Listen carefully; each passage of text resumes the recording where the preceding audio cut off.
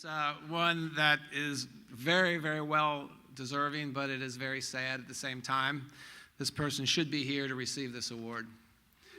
We're talking about Jim Wood. Jim Wood is a stalwart when it comes to a name. And Jim was not a fine man. No, Jim was a fine man. No. Well, actually, Jim wasn't a good man. Those are four-letter words. Jim was a great man. We're going to show a video here, but before we do the video, I just want to tell you about my personal experience. Jim was a person who you always knew where you stand with Jim Wood. He was a person that would say yes or no. He wouldn't say maybe. You know, everything he did was with conviction, and he was a person you could trust. It was a person that when he said yes, he meant it, and he worked everything to make that happen. When he said no, you kind of walked away and kind of wonder why you even asked the question. Jim Wood, he had something extremely rare. He was the very first coach that became president of USA Swimming. And there's an old saying, you got the dry side and you got the wet side. And it's oil and water.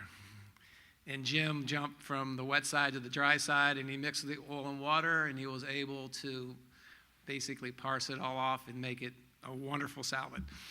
So when it comes to people, I don't think there'll be another person like Jim Wood, and we'd like to share the video about Jim, and then we'd like to have his brother and his sister come up and speak a few words.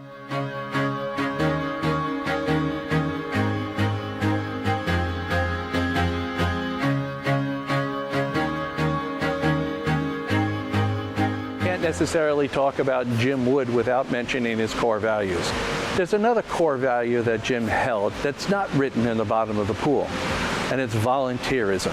What he wanted to do in his life wasn't necessarily swimming. He needed to and wanted to influence as many people that he could in the core values that he held near and dear to his life.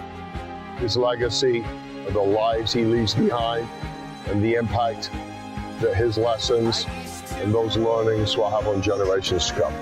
I knew Jim Wood for more than 25 years, and during that period, I had the honor of working with him from the local level all the way to the international deck. During those years, Jim had a significant impact on many aspects of our sport, but always with the athlete's best interest in mind. Jim will always be remembered as an advocate for the athlete. I had the privilege of getting to know Jim and work with him over my many years here at Union Catholic. I will always be grateful to Jim. He humbly and quietly provided valuable counsel and generous support to our school community. Jim lived the core values of his alma mater and often referred to the life lessons he earned at Union Catholic. Jim said, "When you're given the freedom to fail, it helps you succeed." My coach, Richard Quick, looked down at me as I was sort of panting in the gutter, likely after just warm-up. And he kind of shook his head. He said, "Well, gosh, Judy, you're certainly not the most talented swimmer I've ever seen, but you sure do work hard." And it was like a dagger to my heart. So I walked on deck at Berkeley, and Jim said, "How's it going?" I was just heartbroken, and I was like, "Richard said I wasn't very talented, but I sure did work hard." And without batting an eye, Jim just looked at me and said, "We can work with that." And he looked at me dead serious.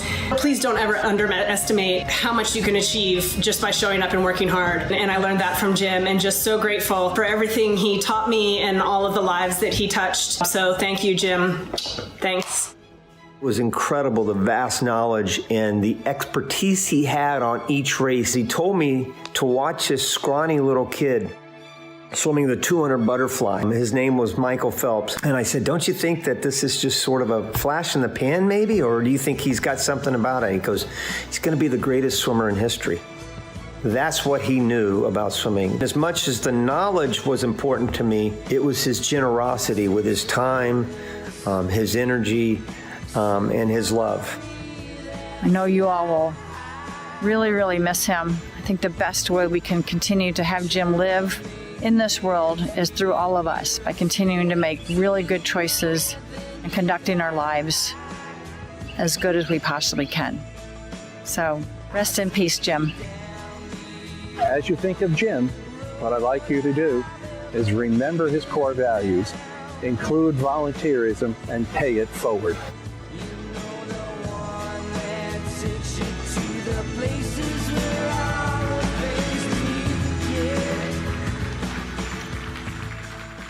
Accepting the International Swimming's Lifetime Achievement Award will be Bob Wood and Terry Commodore, his brother and sister.